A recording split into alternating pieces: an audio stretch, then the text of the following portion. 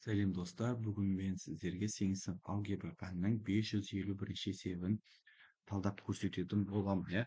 Енді бұл есепті мен жай түсіндіруге әрекет қыламын.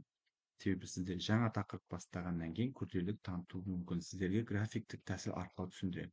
Так, бірінші болып А есебі 9х квадрат минус 4 үлкен 0-ден, Енді қараңыздар, ең бірінші болып мына теңсіздік жоқ екен деп ойлаңыздар да сіздер. 9х квадрат минус 4 тең 0 деп қарапайым квадрат теңдеуді есептеп алайық. Бұл бізде томсыз квадрат теңдеу есептейтін болсақ, 9х квадрат тең 4 деп бос мүшені теңдіктің оң жағына өткізейік. Сонда х квадрат тең 9-дан 4 болады. Яғни бізде екі жауап шығады. Мына түбір астына алатын болсақ, х1-ден, яғни 9 қайсыдан квадрат, 3-тің 4 қайсыдан квадрат 2. Яғни х1-іміз бізде 3-тен 2, х2-міз бізде минус 3-тен 2 деген жауап шығады екен. Енді мен сіздерге айттым, что біз бұны графиктік тәсілмен есептейміз. Графиктік тәсілмен есептеу үшін бірінші координаталық жазықтықты сызып алайық. Сосын мына берілген сандарды табайық. x1 мен x2. x1-міз деген мына 3-тен 2 бірге сәл жетпейтін сал, ол мына жерге белгілейік. 3-тен 2 деп. Так, енді қараңыздар, мынау бізде минус 3-тен 2. Мына жерде орналасады. Енді бізде мына теңсіздігіміз қатаң болғаннан кейін іші боялмайды мына нүктелерін. Енді параболаның тармағын анықтап алайық. Параболамыз бізде тармағы анықтау үшін x квадраттың алдында коэффициентті қараймыз. Яғни x квадраттың алдындағы коэффициент оң таңбалы сан болса, ол параболаның тармағы төбеге қарайды. Төбеге қарайды екен. Мен параболамды қызылмен сыза салайыншы. Параболаның тармағы төбеге қарайды.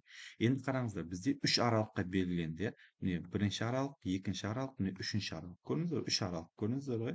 Так, енді осы 3 аралықтың таңбасын анықтап аламын. Таңбасын анықтау үшін осы аралықта кез келген бір санды тапсақ болды. Бір санды мына берілген теңсіздікке қойып, таңбасын анықтаймыз. Мысал үшін қараңыздар, мен мына жердің осы жердің таңбасын анықтаймын. Бұл аралықта, яғни минус 3-тен 2 мен 3-тен 2 аралығында қандай сандар бар? Бізде бөлшек сандарды алсам болады, немесе 0 бар. 0-ді қоятын болсам, мына жерге 0-ді қойып тексеріп көремін. 9 көбейту 0-дің квадраты минус 4. Бұдан шығады минус 4. Яғни минус 4 қандай сан? Теріс сан. Сол себепті мына жердің таңбасы не екен бізде? Минус таңбалы екен. Енді қараңыздар, бізде бір аралықтың ғана таңбасын анықтасақ жеткілікті, себебі қалғандары бізде ана зигзаг сияқты бір минус болса, одан кейін автоматически не болады? Плюс болады. Мына жақ минус болса, мына жақ плюс болады. Яғни плюс, минус солай кете береді. Енді қараймыз. Бізге қай аралық қажет? Мына жерде көрсетіп тұр. 0-ден үлкен аралық деп тұр. Көрдіңіздер ғой? Міне 0-ден үлкен аралықты тап дейді. Яғни 0-ден үлкен аралық деген бізде қайсы аралық? Плюс аралық қой. Яғни біздің жауабымыз мына аралықта жатыр деген сөз, құрметті оқушылар. Так, сонда мен жазамын, енді осы аралықтың жауабын жазу қалай болады? Минус шексіздіктен қалай болды? Минус 3-тен 2-ге дейін. Ойбай, кешіресіздер, тік жақша қойып жүріппін ғой. Жай жақша болады, білесіздер, қатаң болса. Және 3-тен 2-ден плюс шексіздікке дейін. Міне осылай жауап шықты. Көрдіңіздер ғой? Қазір енді мен әнін көрсететін боламын сіздерге. Бұл бізде асының есептелу жолы. Келесі бізде әсі. Әсін есептейік. Минус 2х квадрат плюс 7х минус 0 дейді.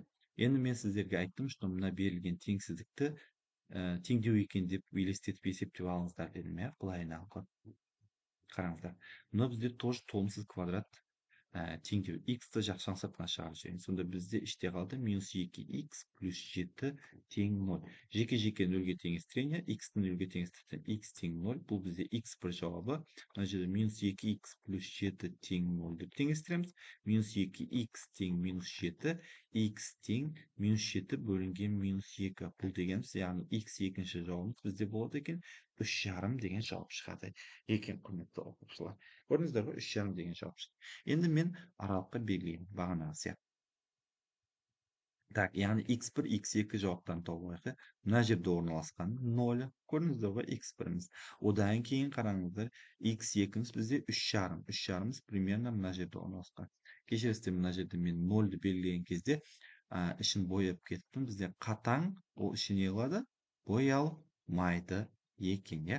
Odan keyin mына жерде 3,5 мына жерде орналасқан.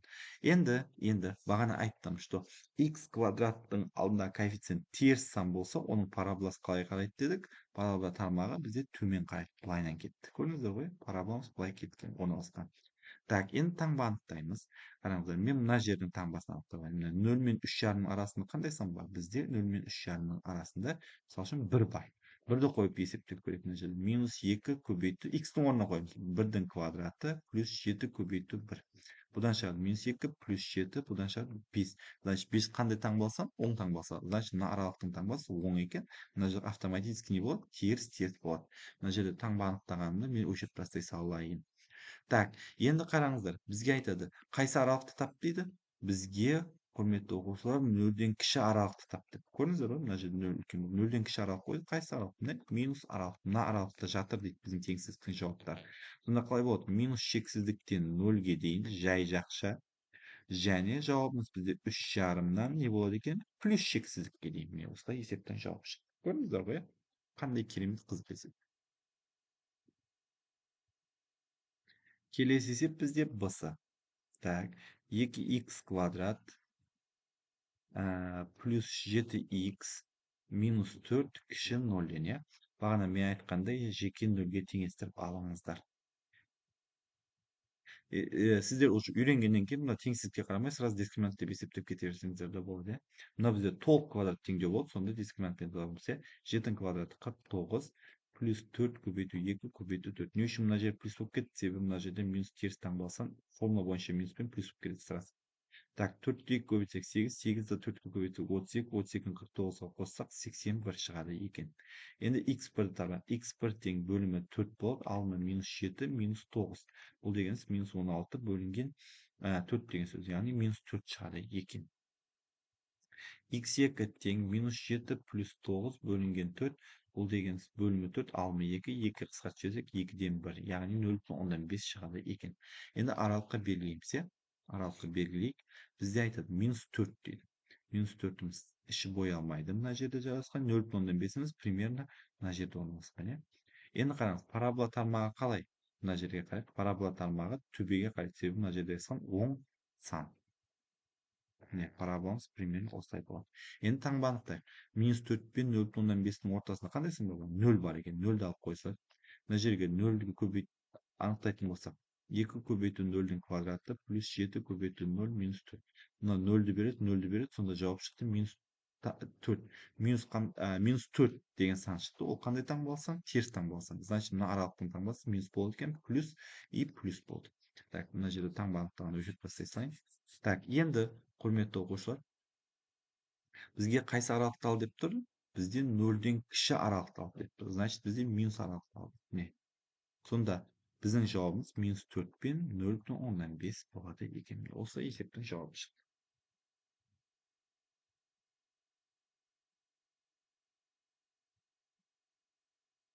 Келесі бізде в-сы. Так, x квадрат минус 30x плюс 200 үлкен 0-ден. Так, мен бұны 0-ге теңестіріп, оқушылар, дискриминант арқылы есептейін, иә? Дискриминант 30-дің квадраты бізде қанша береді? 900-ді береді. Минус 4 көбейту 1 көбейту 200. Бұл деген 800 береді, азайтсақ 100-ді береді екен. x1-ді табайық. x1-іміз тең 2, алымы 30 минус 100-ден 10 шығар. Яғни бізде жауап қалай болды? 2-ден 20, бұл бізде 10-ды береді екен. Келесі x2 тең 30 плюс 10 бөлінген 2, бұл деген 2-ден 40, бұдан шығады бізде 20 шығады екен. Яғни x1-ның жауабы бізде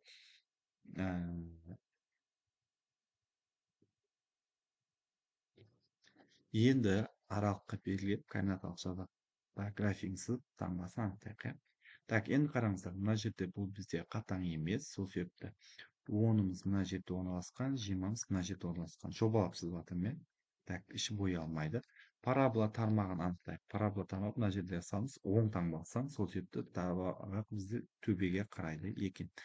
Енді таңба анықтайық. Мына жердегі 0-ді ала салайын. 0-ді қоятын болсақ, 0, 0, 200. Яғни бізде плюс таңбасын шығады екен. Плюс болса, мына жер минус болып, мына жер плюс болып. Бізге айтады, қандай аралықты ал дейді? 0-ден үлкен аралықты ал деп тұр. Яғни бізде плюс аралықты ал деп тұр. плюс аралық. Міне осылай болады екен, құрметті оқушылар. Сонда енді жауабын жазатын болсақ қалай болады? Минус шексіздіктен 10-ға дейін жай жақша, білесіздер, мына жерде қатаң болған кезде жай жақша болады. Және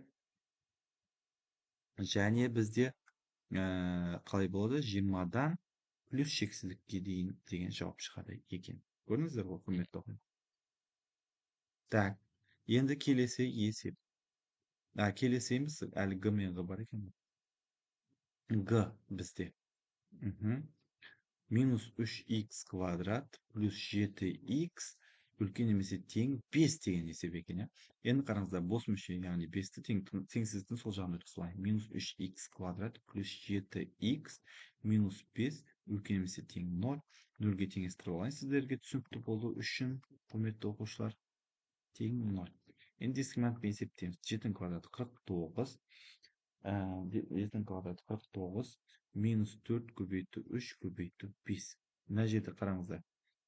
49 болады. Минус 4-ті 3-ке көбейтсек бізде 12, 12-ні 5-ке көбейтсек 60, 60-тан бізде шығады минус 11. Яғни дискриминантымыз бізде 0-ден кіші сан шығып қойды.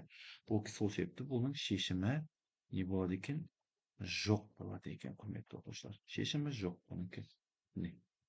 Г-сыншы есептің шешімі жоқ. Енді ғ-сын есептейік, иә. Ғ-ны осы жерге сөйтіп жібере салайын. 25х квадрат плюс 10х плюс 1 үлкен немесе тең 0. Так, енді дискриминантпен есептейміз. Сразу 0-ге теңестірген жаза салайын сіздерге түсінікті болу үшін, құрметті оқушылар. Так, дискриминант тең 10-ның квадраты 100 минус 4 көбейту 25 көбейту 1. Бұл деген не болды, қалай оқушылар? 100 минус 100 деген сөз ғой. Бұдан шығатын 0. Білесіздер, дискриминант 0-ге тең болған жағдайда бізде x-тің тек қана бір-ақ жауабы бар. Яғни 2 көбейту 25 бөлім 50 алымы 10. Бұл дегеніміз бізде 5-тен 1 деген сөз. Минус 5-тен 1 қателеспесем. Минус 5-тен 1, минус. Бұл дегеніміз минус 0,2. Давайте енді осының біз графигін сызайық. Қызық болатын сияқты. Себебі оныкі тек қана бір-ақ нүктесі бар, иә. Ол бізде минус 0,2. Ол бізде қатаң емес болса іші боялады. Минус 0,2. Енді оның параболасы қалай сызылады, қараңыздар. Төбесі тек қана осыда ғана төбесі болып есептелінеді мына. И парабола тармағы төбеге қарайды екен. Не үшін? Себебі x-тің алдында алсам, оң таңба алсам. Енді таңба анықтайық, иә. Так, енді қараңыздар, минус 0,2-ден кіші 0 деген сан бар. 0-ді қойып көретін болсақ, 0, 0, 1 шығады екен. Яғни мына жер таңбасы оң, теріс, оң.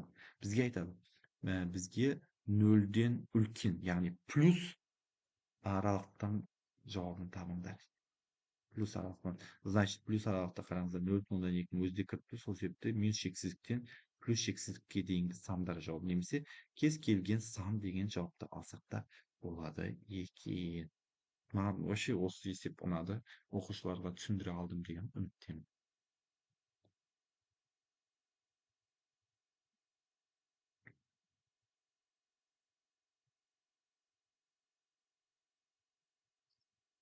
Келесі есеп бізде 552-ші есеп. Теңсіздікті шешіңдер дейді. Енді қараңыздар, құрметті оқушылар, жаңағы бұдан алдыңғы 551-ші есеп сияқты мен график тәсілмен емес, қарапайым тәсілмен есептейтін боламын, иә. Ас бізде x квадрат кіші 25-тен дейді. Енді қараңыздар, x квадрат кіші 25-тен болса, 25-тен қандай жауаптар шығады бізде? Плюс минус 5 шығады деген сөздер. Яғни біздің мына x айнымалымыз 5-тен кіші және минус 5-тен үлкен деген сөз. Оны теңсіздік түрде жазатын болсақ, жауабы бізде болады, қараңыздар. Жауабы бізде болады минус 5-тен 5-ге дейін болады екен. Әсі бізде 0,102х квадрат минус кіші немесе тең 2. Енді қараңыздар, x квадрат тұра берсін, оған алдында көбейтіп тұрған сан мына жаққа не болады екен? Бөлу болып өтеді екен. Яғни 2-ні 0,102-ге бөлетін болсам, менде шығады 100 шығады екен. Енді қараңыздар, 100 бізде x 10-ның квадраты, бұл себепті ол x жауабымыз 10-нан кіші болады, және кіші немесе тең болады, минус 10-нан үлкен болады екен. Сонда жауабы болады бізде. Жауабы болады бізде минус 10 мен 10 аралығы. И тік жақша болады, қатаң емес болғаннан кейін. Келесі бізде басы x квадрат үлкен 10-нан дейді.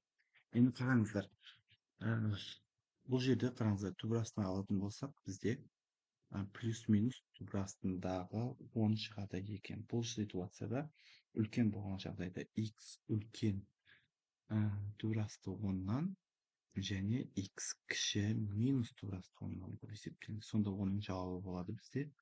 Қараңыздар оқушылар. Минус шексіздіктен минус түбір асты 10-ға дейін и түбір асты 10-нан плюс шексіздікке дейін деген жауап болады екен. Так, келесі бізде высы 0,5 x квадрат үлкен немесе тең 13-ге.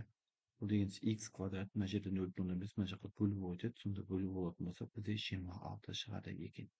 Енді бұл жерде шығады x үлкен немесе тең түбір астындағы 26.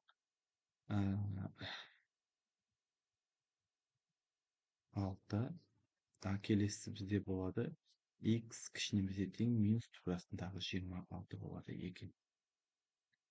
Так, енді аралыққа белгілейтін болсақ, минус шексіздіктен минус түбір астындағы 26 тік жақша және түбір астындағы 26-дан плюс шексіздікке дейін деген жауап шығады екен осында.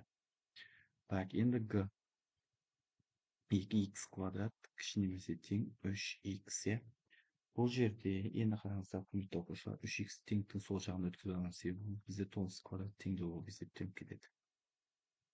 Сонда x-ті жақшаның сыртына шығарамын, 2x минус 3 қалды ішінде. Сонда көтерейін.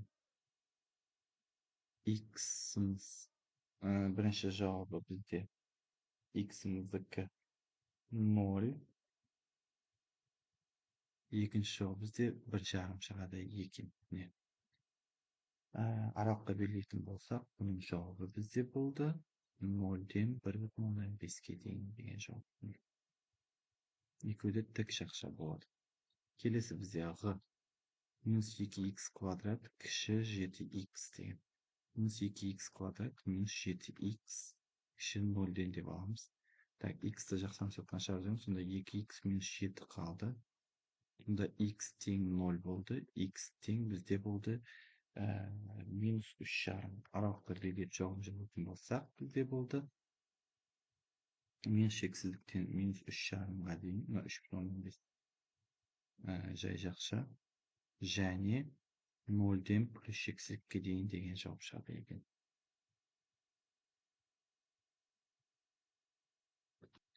Келесі бізде д-сы 2x квадрат плюс 4 үлкен немесе тең 0. 2x квадрат үлкен немесе тең минус 4. X квадрат үлкен немесе тең минус 2. Қараңыздар. Кез келген сан, по-любому қараңыздар, теріс сандан үлкен болады квадраттаған кезде. Сол себепті бұның жауабы бізде кез келген сан болады. Сонда минус шексіздіктен плюс шексіздікке дейін деген жауап. Есі бізде x квадрат плюс 10x плюс 27 үлкен 0-ден. Так, енді бұны дискриминантпен есептейміз. Дискриминантпен есептесек 10-ның квадраты минус 4 көбейту 1 көбейту 27. Бұдан шығады 100 минус 108 деген сөз. Бұдан шықты минус 8 деген сан. Яғни дискриминантымыз 0-ден кіші. Сол себепті бұда да кез келген сан болады екен.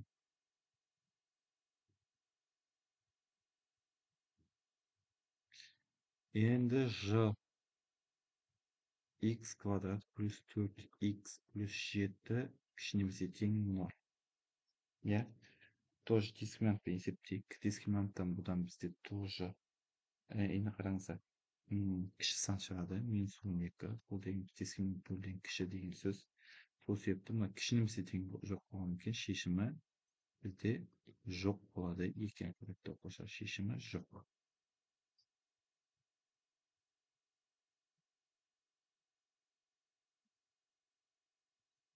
Келесі есеп бізде 553-ші есеп. Шешімі А кез келген сан әсінде тек бір ғана нақты сан болатын қандай да бір квадрат теңсіздік жазыңыздар. Давайте А-ға жазатын болсам мен x квадрат плюс 3x плюс 8 үлкен 0 деген квадрат теңсіздікті жазсам болады. Себебі оның жауабы кез келген сан болады. Ал тек қана бір нақты сан болатын. Ол бізде 4x квадрат minus 4x plus 1 kishi немесе тең 0 деген жауапты алсам болады, құрметті оқушылар.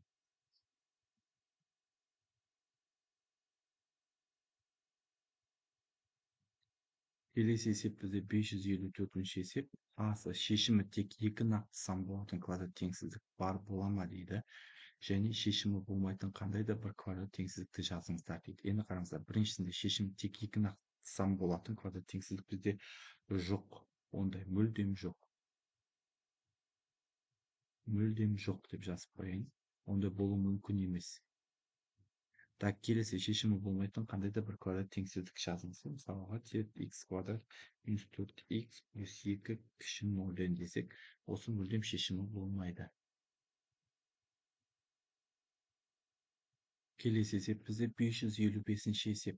Шешімдері А-нікі 1-де 4 болатын, Ә-нікі тік жақша 0-де 8 болатын, Б-нікі бізде минус шексіздіктен минус 4-ке дейін және 4-тен плюс шексіздікке болатын, В-нікі бізде минус шексіздіктен 0,2-ге дейін және мына тік жақша екен 10-нан плюс шексіздікке дейін болатын осы теңсіздіктер жазыңдар дейді. Ладно, А-сінікі ол қандай болады? X квадрат минус 5x плюс 4 кіші 0. Ә-сінікі бізде болады x квадрат минус 8x кіші немесе тең 0. Б-сінікі болады бізде x квадрат минус 16 үлкен 0. В-сінікі болады бізде x квадрат минус 10,2x плюс 2 үлкен немесе тең 0. Мен осылай есептің жалпы шықты. 555.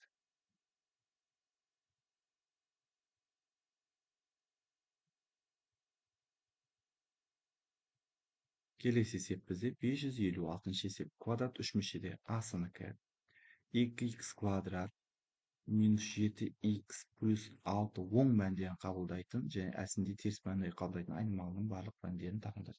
Оң мәндері болатын болса 0-ден үлкен деп аламыз. Енді дискриминантты есептейік. Дискриминант тең 7 квадраты 49-ды береді. Минус 4 көбейту 2 көбейту 6.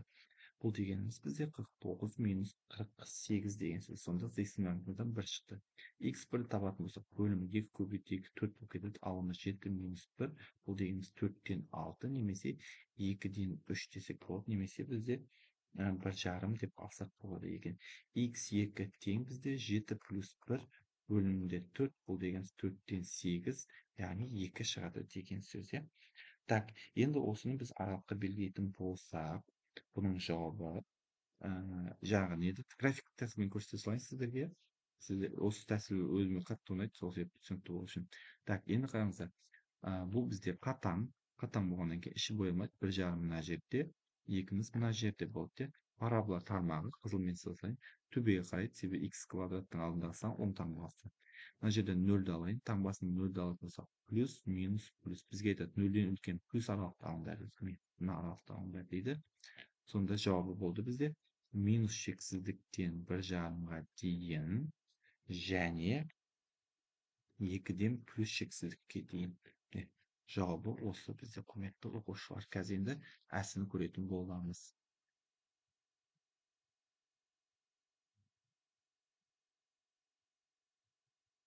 Әсінде минус 3x квадрат минус x минус 12 теріс мәнді. Дұрыс па? Значит, бізде 0-ден кіші деп алады екенбіз. Енді қараңыздар, мына теңсіздіктен минус жақсынан сыртына шығарып жіберсем, сонда таңбамыз өзгеріп кетеді. Минус 3x квадрат плюс x плюс 12 үлкен 0-ден болып кетеді. Енді дискриминантпен есептейік. 1-дің квадраты минус 4 көбейту 3 көбейту 12. Бұл дегеніміз 1 минус 144 деген сөз. Бұдан шығады бізде минус 143. Бұл жерде дискриминантымыз 0-ден кіші болып тұр. Сол себепті бұл жерде кез келген сан жауабы болады екен. Жауабы кез келген сан.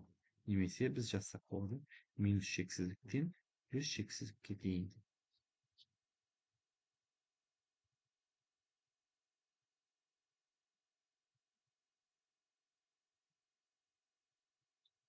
Келесі есеп бізде 557 есеп. X-тің қандай мәндерінде өрнектің мәні болады? Асын алайық, иә. Бізде берілген x квадрат плюс 1. Білесіздер, что түбасында сан берсек, барлығын біз бүйтіп ашамыз. Нөлден үлкен немесе тең болу керек деп. Иә. Бұл жерде x квадрат үлкен немесе тең минус 1. Ал мына жерде қараңыздар, кез келген санды квадраттайтын болсақ, минус 1-ден үлкен болады. Сол себепті жауабы бізде кез келген сан. Немесе минус шексіздіктен плюс шексіздік. Или кез келген сан дей салыңыз. Кез келген сан. Так, әсі енді. Burasындағы минус x квадрат. Минус x квадрат үлкен немесе тең 0 болу керек. Енді минустан құтылатын болсақ, x квадрат кіші немесе тең 0 болу керек. Енді қай жағдайда болады? Квадраттаған кезде ешқашан 0-ден кіші болмайды. Бірақ ситуация бар. Ол тек қана x тең 0-ды ғана боламыз. Ол все кіші болмайды ешқашан. Так, енді бысын көрейік бізде. Түбірастындағы x квадрат минус 4x плюс 4. Бұл дегеніміз x квадрат минус 4x плюс 4 үлкен немесе тең 0 дейміз. Мынау бізде қысқаша көбейту формаға келіп тұр. Яғни x минус 2-ның квадратына келіп тұр ғой. Сонда бұл жерде не үшін жауабы кез келген сан болады? Себебі кез келген санды квадраттайтын болсақ, 0-ден үлкен болады. Сол себепті жауабы бізде анык сияқты. Минус шексіздіктен плюс шексіздікке тең немесе кез келген сан. Келесі бізде высы. Түбірастында минус 5x квадрат плюс 7x минус 2. Бұны да аламыз. Минус 5x квадрат плюс 7x минус 2 үлкен немесе тең 0. Экранды көтерейін. Енді қараңыздар, минус таңбасын дарытсаң сыртына шығарып жіберсем, 5x квадрат минус 7x плюс 2 кіші немесе тең 0 болады. Сонда бұдан шығады дискриминантпен есептейтін болсақ 9 шығады. X біріміз бізде 1, x 2-міз тең бізде 0,4. Алдын ала есептеп қойған, сразу жазып кететін. Сонда жауабы бізде 0,4-тен 1-ге тең деген жауап шығады.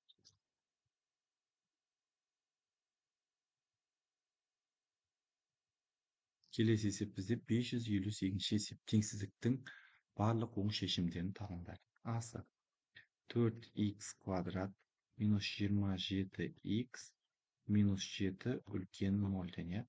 Дискриминантпен есептейміз. 27-ның квадраты минус 4 көбейту 4 көбейту минус 7. 27-ның квадраты бізде 729-ды береді. 4 16, 17-ге көбейтсек 112, мына жерде плюс 112 қосатын болсақ 841 деген жауап шығады екен. Так, енді x1-ді табатын болсақ 27 минус 841 29-ның квадраты плюс деп алсаң біріншіден бөліміз 8, бұдан шығады бізде 7. x2 тең бізде 27 плюс 29 бөліміз 8. Ой, мынау бізде енді не болды? Минус болды. Сонда шықты бізде минус 8-ден 2, немесе минус 4-тен 1, немесе минус 0,125 деген жауап шықты. Так, енді жауабын оң мәні шешімін дейтін болсақ, жауабы бізде болады 7-ден плюс шексіздікке тең. Осылай жауап шықты. Қазір енді әсін көретін боламыз.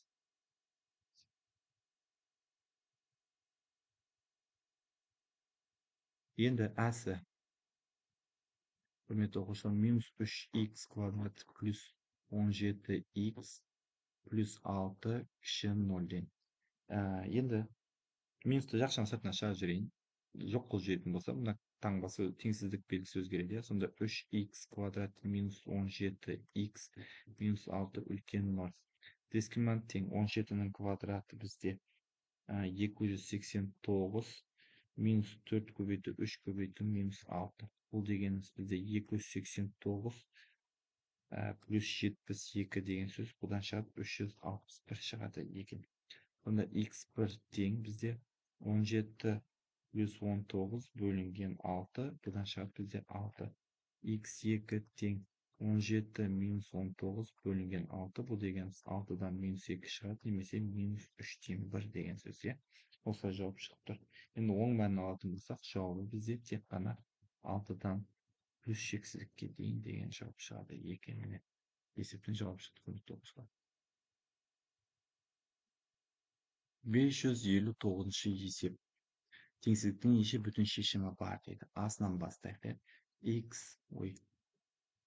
X квадрат минус x, мына минус 6 деп сразу өткізе салайын. Так, дискриминантпен есептейік. Дискриминант тең 1-дің квадраты минус 4 көбейту 1 көбейту минус 6. Бұдан шығады бізде 25 шығып тұр. Сонда x1 тең бөлімі 2 алма 1 плюс 5. Бұдан шығады бізде 3 шығады. x2 бізде шығады 1 минус 5 бөлінген 2. Бұдан шығады бізде минус 2 шығады. Енді сонда x-тің жауабы бізде қараңыздар. Минус 2-ден 3-ке дейін. Енді қараңыздар, неше жауап бар деп ойлайсыздар. Бүйтіп алайық. Сіздерге түсінікті болу үшін қараңыздар. Мына жерде бізде 0 бар. Мына жерде 1, мына жерде 2, мына 3. Мына 3 біздің жауабымыз. Так, мына жақта минус 1 бар, мына жақта минус 2 бар.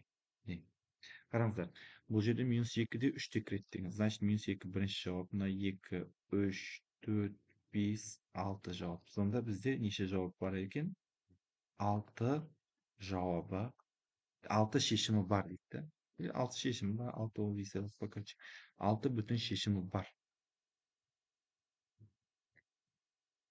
Шешімі бар екен, құрметті оқушылар. Так, енді әсіні мына жерге есептей салайық әсіні.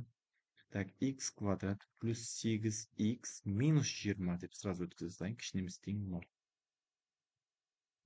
Так, дискриминант тең 64, сразу плюс болып кетеді, 4 көбейту 1 көбейту 20. Бұл дегеніміз бізде 144 береді екен, иә.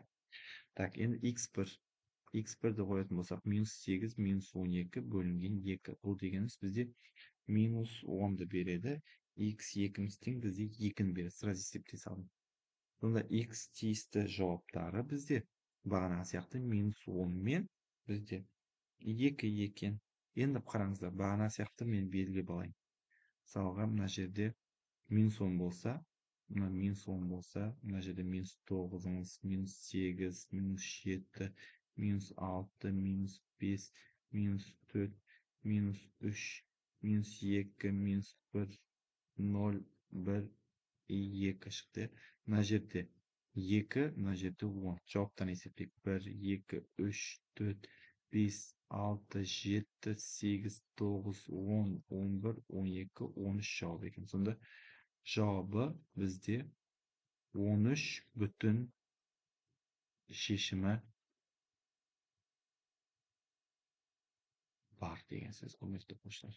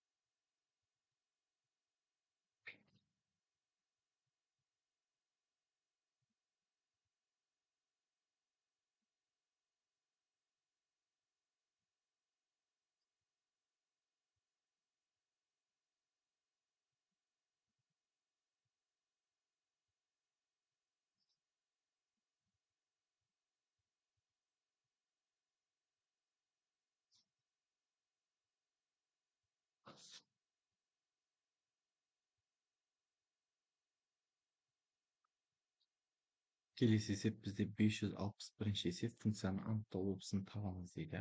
Асында шарт қоямыз, что минус x квадрат плюс 6x минус 8 үлкен емес тең болу керек 0-ден деп.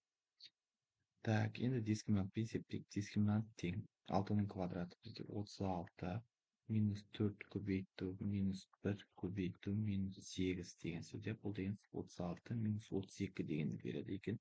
Бұдан шықты бізде 4.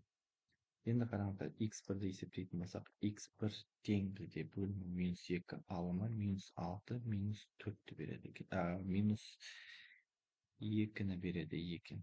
Budan chiqadi bizda 2 chiqadi. x2 teng -6 plus 2 bo'linadi -2. Budan chiqadi bizda 4 chiqadi 2. Men shart sig'ib o'tirman.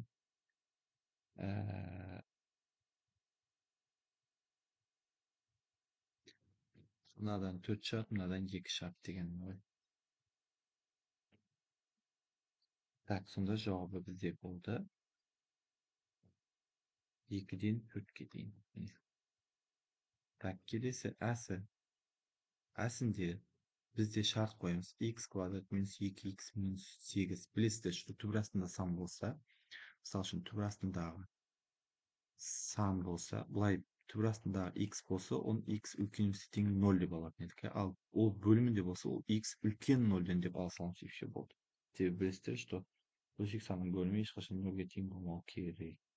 Сонда үлкен 0 деп ала саламыз. Дискриминант тең минус 2 квадраты 4 минус 4 көбейту 1 көбейту минус 8. Бұл дегеніміз 4 плюс 32 деген сөз. Бұдан шығады 36. Так, x1 тең бөлімі 2 алымы 2 плюс 6. Бұл деген бізде 4 шығады. x2 тең 2 минус 6 бөлімі 2. Бұдан шығады бізде минус 2. Сонда жауабы болды. Так, минус шексіздіктен минус 2 дейін жай жақша, және 4-тен плюс шексіздікке дейін деген жауап шықты, құрметті оқушылар.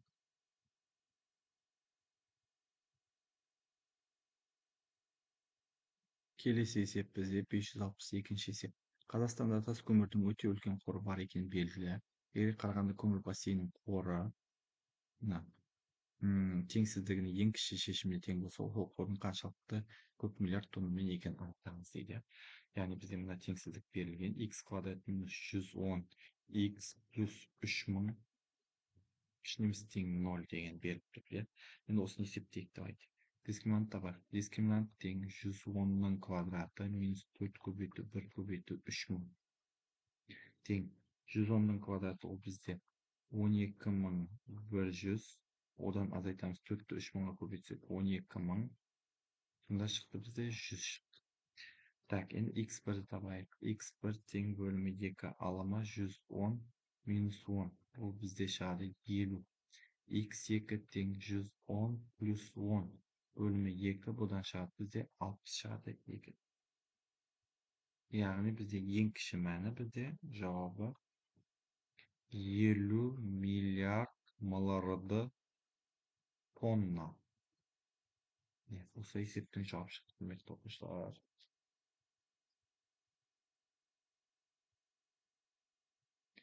Құрметті оқушылар, назарларыңызға көп рахмет. Каюмов ТВ YouTube каналына тіркелуді ұмытпаңыздар. Бұл каналда ұқсас есептерді алу өте көп болады. Лайклы көңіл аймаңыздар. Есеп жауабыңызда қандай да бір қателік байқаған болсаңыздар немесе қосымша сұрақтарыңыз болса, комментарийға жазуды ұмытпаңыздар. Сіздердің әрбір пікірлеріңіз мен үшін өте маңызды. Достарыңызбен бөлісіңіздер. Каналға достарыңызды шақырыңыздар. Назарларыңызға рахмет.